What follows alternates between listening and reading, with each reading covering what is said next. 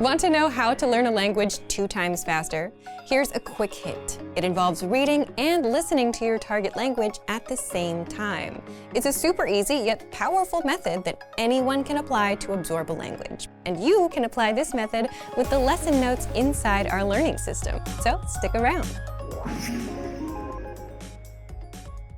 Today, you'll discover why listening and reading along is so powerful, what the lesson notes are and how to get them, and 3 ways to learn faster with the lesson notes. But first, if you don't yet have access to our language learning system, sign up for a free lifetime account right now. Just click the link in the description to get your free lifetime account. So let's jump in. I'll guide you through our learning system so you get to see exactly what's inside and our members-only study tools. Okay, so in this lesson, let's take a look at the lesson notes on our website. But first, I want you to imagine that you're listening to native speakers that are having a conversation. Maybe you catch a word or 2 here or there, but the rest kind of goes over your head because they're speaking really fast. There are lots of unknown words and sentence patterns, and this is a really common thing that lots of beginners really struggle with. But what if you could listen to that conversation and follow along at the same time? You're reading the things that they are saying as they're speaking.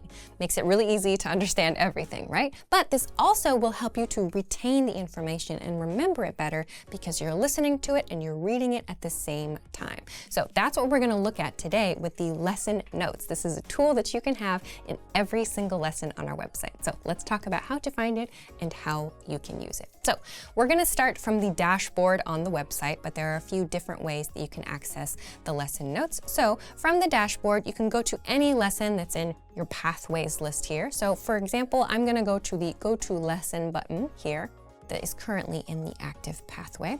And to access the lesson notes for this current lesson, I'm going to just click on the lesson notes link, which is just below this main dashboard panel here. So when we go to lesson notes, we find some basic information about the lesson. What is the lesson focus, right? In this case, it's about asking about health or general situation of someone, right? So this is a very basic overview. But inside the lesson notes, you will find the dialogue from the lesson. You'll find the things that they said. You'll find some information about it. Why do we say this expression? Why did the person say it that way, right? We also have some examples of other things that we can say in that situation. There are some sample sentences that you can use for reference, pronunciation tips. You'll find culture tips as well. There's key vocabulary, key phrases. Depending on the language you're studying and the level, you might also find some grammar tips. So you'll find a little bit of an outline about how to use that grammar. So there's a lot of information all inside the lesson notes for you to read. Now, I want to talk a little bit about the different ways that you can use these lesson notes. So let's say, for example, you take this lesson today, and then you want to review the lesson tomorrow. You come to the website and you decide you want to review the lesson, but you don't want to just listen to the lesson again, right? What you can do is come to the lesson notes section, for example, and read through the information as you listen to the lesson. So you're reading the dialogue as you listen to the lesson. You read through everything as you listen along. Maybe you choose to speak along with the lesson, or you do some shadowing practice with the lesson. You write down the example sentences that are provided or the sample sentences that are provided. You do some work with the pronunciation tip that is included in the lesson, right? You can copy out the sentences that are written here and use that for writing practice. So there are lots of different things that you can do with the lesson notes that aren't just about like listening and kind of reviewing separately, if you know what I mean. You can put them all together. So you listen to the lesson and then you read the lesson notes at the same time, and then maybe you listen again without the lesson notes. So you can integrate these into your review sessions so that you're not just listening every time, but you're also really thinking about the different ways that you can use the language, speaking and reading and writing, so that you retain the information, you remember it better, and so that you learn faster. Lastly, I want to point out that if you continue scrolling down on this page, you'll also find a lesson transcript if you want to review that also. The last point that I want to make then is this download as PDF button. So you can click this at the bottom of the lesson notes section, or there's another one at the bottom of the lesson transcript section too. If you want to download this and save it for maybe using it on your phone, on your computer, if you want to print it out or something like that, it's up to you. You can do that very easily here. Choose download as PDF to do that. So this is a really quick introduction to all the different ways that you can use the lesson notes to make sure that you're learning quickly and efficiently, and to make your review sessions really kind of interesting and not just listening to exactly the same thing as you listened to the day or the week before. So again, you can find the lesson notes from the lesson notes link at the bottom of every lesson dashboard on the website. And you can review the lesson without retaking the lesson with the lesson notes. You just read through, review the lesson's dialogue, grammar, and vocabulary. It just takes a minute or two. But why do this? Well, one of the best ways to acquire language is through repeated exposure. So you take a lesson and then review the lesson notes after for that repeated exposure. So, if you want to learn the language and get access to these learning tools and our learning system, sign up for a free lifetime account right now. Just click the link in the description to get your free lifetime account. Want to speak real Italian from your first lesson? Sign up for your free lifetime account at ItalianPod101.com. Hi guys, welcome back to Italian Pod 101. My name is Daisy, mi chiamo Daisy, and in this video we're gonna talk about impersonal verbs. Verbi impersonali in Italian. Verbi impersonali.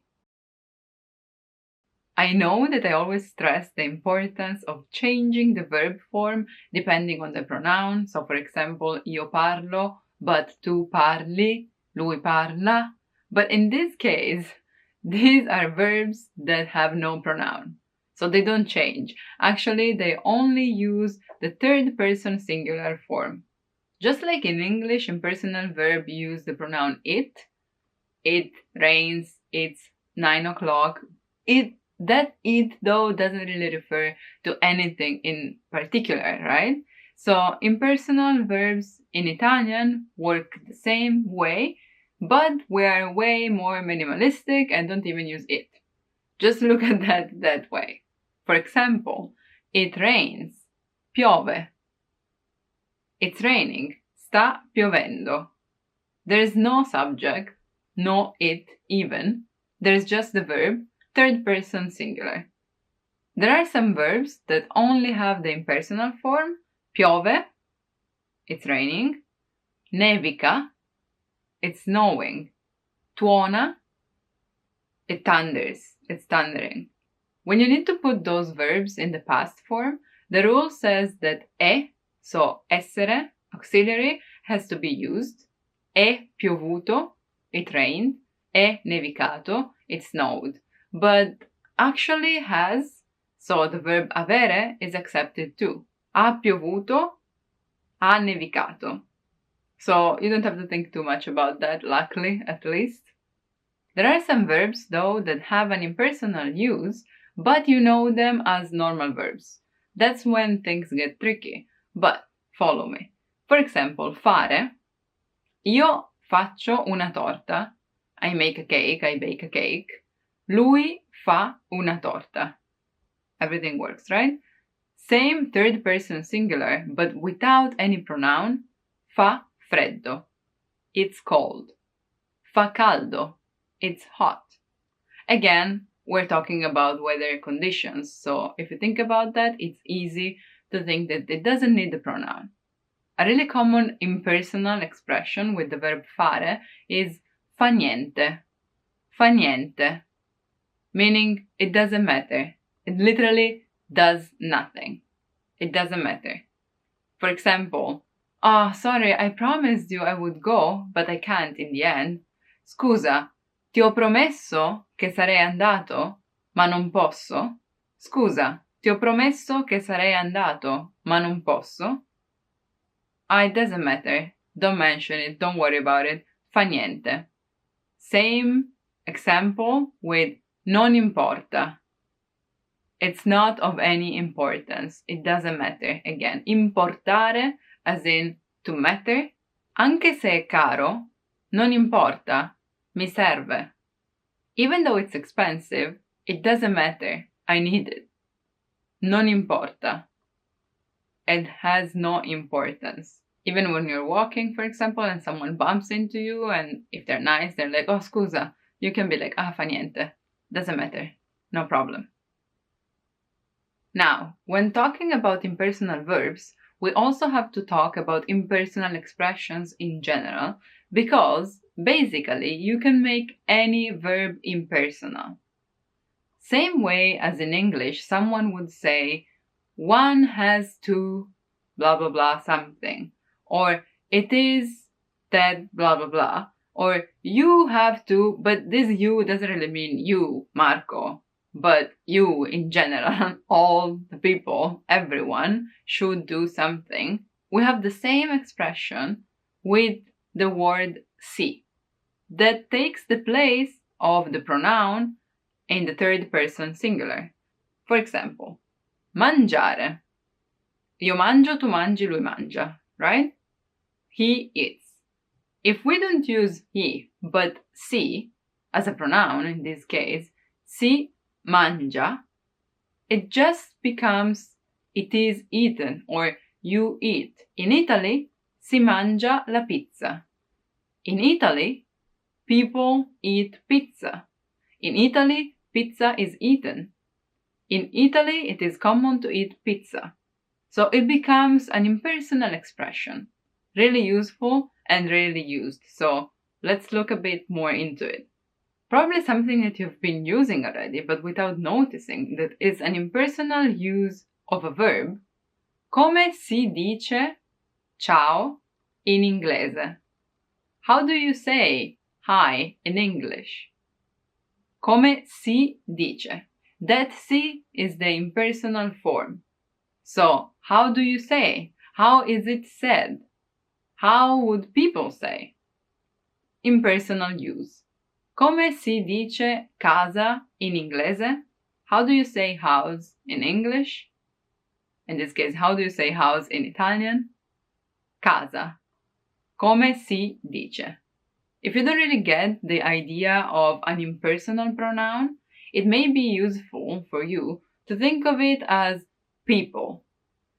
Si beve, people drink. In Italy, people drink wine. In Italia, si beve vino. And like that, any verb can be converted into an impersonal expression. For example, si sa che gli italiani amano la pizza. Si sa, from sapere, to know, che gli italiani amano la pizza. It is known that Italians love pizza. This expression is really common when talking about rules or giving instructions, especially with the word non, so in the negative form. Let's assume I'm telling this to my kids. I'm giving them rules to follow. Non si scrive sui muri. Like, writing on walls won't be accepted. It's not. People shouldn't write on walls. You shouldn't write on walls. Another one. My mom will be so proud of me for remembering all the rules she gave me when I was a kid. But yeah. Non si gioca quando si mangia. You don't play when you're eating. But not you, only you. People in general don't do that. This is the rule. Non si gioca. Giocare. Io gioco, tu giochi, lui gioca. Si. Non si gioca quando si mangia. When eating. When eating, one should not play. When eating, you should not play. But yeah, jokes aside, to sum up, impersonal verbs are made with the third singular form of the verb, and some of them are impersonal only, while some of them are just made impersonal by the expression. And you can make every verb impersonal by using the pronoun si, always with third person singular. Please feel free to come up with your own examples and write them down below in the comments. I'm looking forward to see those. Thanks for watching, and remember, if you haven't done it yet, to subscribe for your free lifetime account on Italian Pod 101, download PDF lessons, and learn Italian in the easiest, fastest, and most fun way possible. I'll see you soon. Ciao ciao. Bye bye. Want to speak real Italian from your first lesson? Sign up for your free lifetime account at ItalianPod101.com. Hello everyone, and welcome back to ItalianPod101.com. My name is Daisy. mi chiamo Daisy, and in this video we're gonna learn together about months in Italian. I mesi dell'anno. I mesi dell'anno. I mesi dell'anno. Mese, singular form, 1 month, mese. Mesi, plural form, months. Let's go through them together. The first one, of course, January. Gennaio. Gennaio. Gennaio è un mese molto freddo. At least in Italy, I would say. In Italia. Gennaio è un mese molto freddo in Italia. January is rarely called month in Italy. Febbraio. Febbraio è il mese degli innamorati. February is the month of lovers. February is lovers month. Just because there is some Valentine, okay? Otherwise you can say febbraio è un altro mese molto freddo. February is another really cold month. Okay? But febbraio è il mese del carnevale. February is the month of carnival. March, marzo, marzo. A marzo si festeggia la festa della donna. In March, Women's Day is celebrated. A marzo si festeggia la festa della donna. Sono nata ad aprile. I was born in April. In fact, aprile is April. Aprile. Aprile. Be careful, because sometimes if you see the same word but with a different intonation, aprile means open them, while aprile is the month. Okay? And aprire is just the verb to open. It's an R. Aprire. While aprile is the month. Aprile. In aprile c'è il compleanno di Daisy. In April, there's Daisy's birthday. I'll be waiting for your wishes. Maggio is May. Maggio. There is a way of saying with this, kind of old, but anyway, it goes like this. Aprile fa I fiori e maggio ha gli onori. So even though it's in April that flowers start to bloom, it's in May that everyone appreciates that. So even though it's April who's doing the job, May has the honor. Aprile fa I fiori, maggio ha gli onori. So yeah, maggio was May.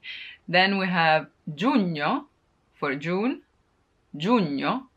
Be careful about this, it's not giugno, it's giugno. A giugno finisce la scuola. In June, schools close. The term is over, basically. It's summer vacation. A giugno finisce la scuola. Luglio. Luglio. Here too, I often hear luglio or stuff like that. I know it's hard, but practice. Luglio. Giugno, giugno, June, luglio, July. Luglio. Luglio è perfetto per andare al mare. Luglio è perfetto per andare al mare. July is perfect to go to the sea. Agosto, August, agosto, pretty similar, just different pronunciation. Agosto. Agosto è il mese più caldo. August is the hottest month. Again, at least in Italy. Agosto è il mese più caldo. Settembre, September, settembre. A settembre inizia la scuola. So if school closed in June, they start again in September. A settembre inizia la scuola. Ottobre, October, ottobre, like 8. A fine ottobre si festeggia Halloween. A fine ottobre si festeggia Halloween. At the end of October, Halloween is celebrated. Ottobre. Then we have Novembre, Novembre, November. A novembre piove molto. In November, it rains a lot. A novembre piove molto. Now, I don't know if this is true. Again, it depends on where you are. And then we have dicembre, December, dicembre, dicembre. December is the most wonderful time of the year, and we all know why, because there's Christmas. Dicembre è il periodo più bello dell'anno. Dicembre è il periodo più bello dell'anno. You may agree or disagree, but it's just an example. On the contrary, let me know which is your favorite month. Quale è il tuo mese preferito? Quale è il tuo mese preferito? As last thing, let me teach you a filastrocca, which in English is like doggerel or nursery rhyme, I would say. Anyway, a way of saying that we have to remember how many days in 1 month. It may or may not help you in remembering months as well, but it's really common in Italian and everyone knows it, so if you want to impress us, remember this. 30 giorni a novembre con aprile, giugno e settembre. Di 28 ce n'è uno, tutti gli altri ne han 31. Now I know it may sound difficult, but let's look at it.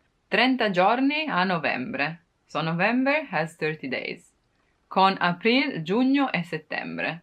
Together with April, June and September. Di 28, with 28 days, ce n'è uno, there's only one. February.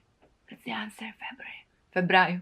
Anyway, tutti gli altri, all the others, ne han 31. Have 31 days. 30 giorni a novembre, con aprile, giugno e settembre. Di 28 ce n'è uno, tutti gli altri ne han 31. How do you like it? I guess it could turn into a tongue twist as well. Up to you. I say it once more, slowly. 30 giorni a novembre, con aprile, giugno e settembre. Di 28 ce n'è uno, tutti gli altri ne han 31. And with this, our video comes to an end, but remember to comment, like and subscribe. Also, if you want to learn Italian in the easiest, fastest and most fun way possible, remember to go to italianpod101.com and sign up for your free lifetime account. I'll see you soon, and thanks for watching. Bye bye. Ciao ciao. Access your free language gifts right now, before they expire. First, the All the Language You Need for Everyday Life PDF ebook. Get all of our best conversation cheat sheets rolled up into one PDF ebook. Download it right now before it disappears. Second, the Talking About Your Family conversation cheat sheet. Learn all the words you need to know to talk about your family with this one cheat sheet. Third, the Must-Know Words for Hobbies vocab lesson. If you want to talk about your hobbies in your target language, this 1-minute lesson is for you.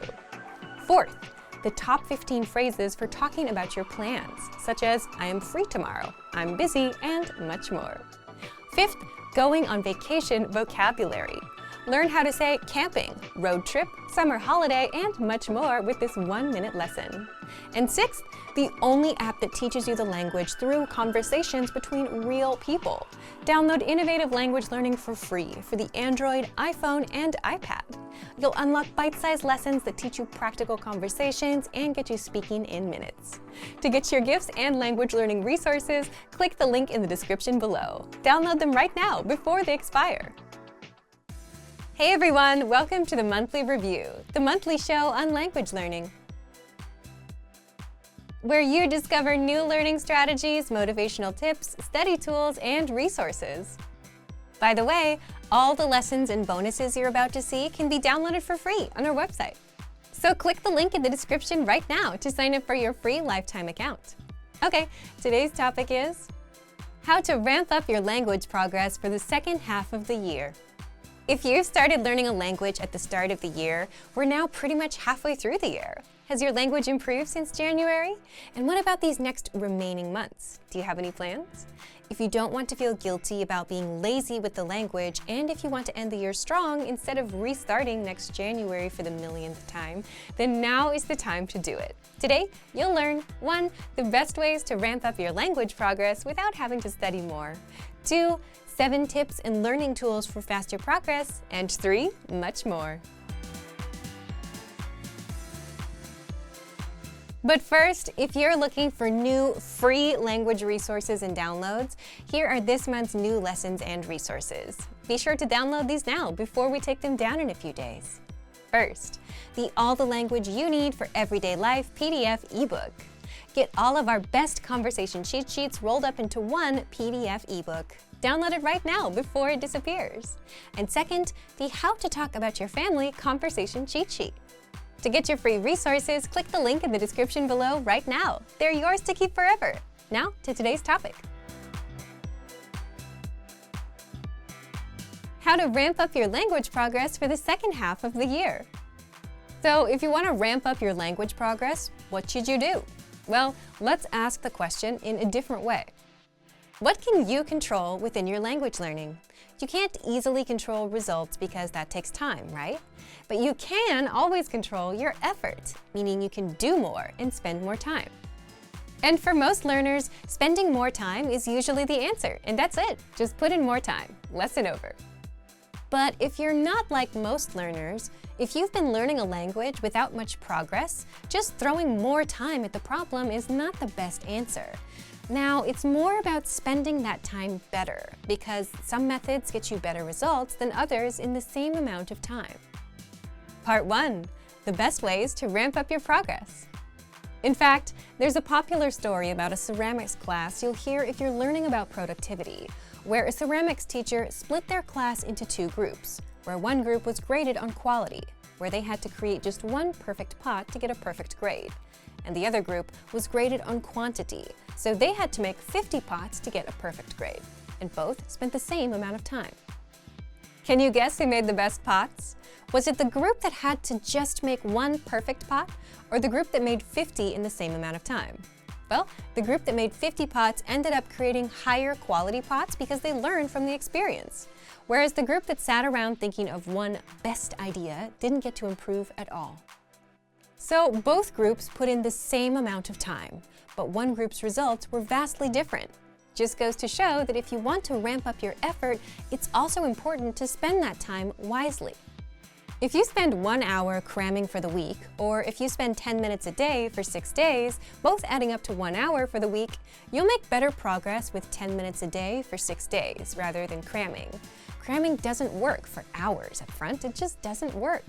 Similarly, if you spend 10 minutes watching YouTube videos on language, or 10 minutes saying 20 specific phrases where you're doing output over and over, you'll be way better off with the 20 phrases. The second lesson from that ceramics class story is this. Frequency is much more important than the time put in. The group that got the best results made 50 pots. That's 50 practice attempts. So the amount of times you do something is way more important than how long you do it. Between cramming for an hour once a week and spending 10 minutes a day for 6 days, which is also an hour a week, you'll make better progress with 10 minutes a day for 6 days. With cramming, you only technically learn once, and then you forget. With 10 minutes for 6 days, that was 6 practice sessions, where your brain had time to rest, time to process what you've learned, and then had a chance to revisit it the next time around, allowing you to remember things better. So, to recap, if you want to ramp up your language progress, you can put in more time, which is good enough because most learners aren't putting in enough time. You can spend your time wisely with better learning techniques, and you can also increase your frequency of practice and learning. So, what can you do? Part 2. 7 tips and learning tools for faster progress. If you want to ramp up your language progress for the second half of the year and speak more, one way to do it would be to put in more time. If you're only putting in 10 minutes a day, try 20. But putting in more time for the sake of doing it may not always be the best approach. It depends on what you do with that time. So, if you want to ramp up your speaking progress, here's how you ramp up your output. 1. Increase the frequency of your output or practice sessions. And this is the main takeaway from this lesson. However you choose to practice, you'll get better results from practicing several times a day or several times a week instead of once a day or once a week. This is why cramming never works. Here's how. 2. Practice your speaking skills by sending recordings to your Premium Plus teacher. The easiest thing you can do here is to send 3 recordings a day. 1 in the morning, 1 during the day, and 1 at night, detailing what you've done. Like, I wake up, I brush my teeth, I have breakfast, and I go to work. Just send 3 or 4 lines like that, nothing complicated. And they'll review your recordings and respond with corrections. 3. Take our hand-graded assessments to practice and assess your speaking and writing skills. You'll find these in the recommended pathway.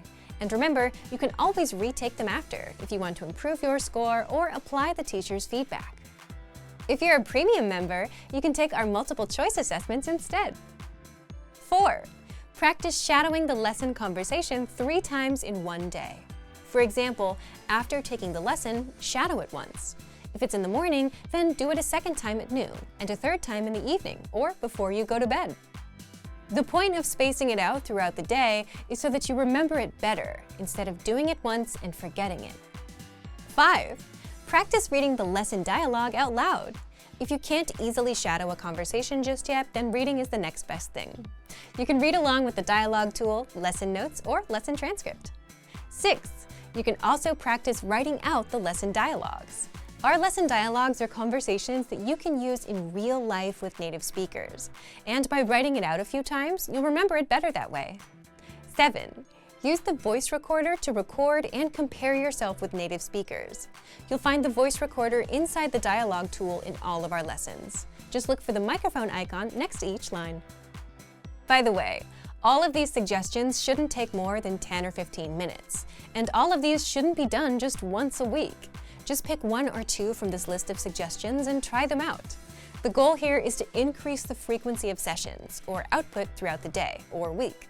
Remember, even though putting in more time can be a way to ramp up your progress, you still have to apply that time wisely.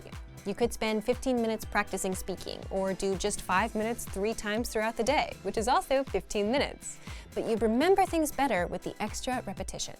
Thank you for watching this episode of Monthly Review. Next time, we'll talk about how to maintain your mindset and language learning routine.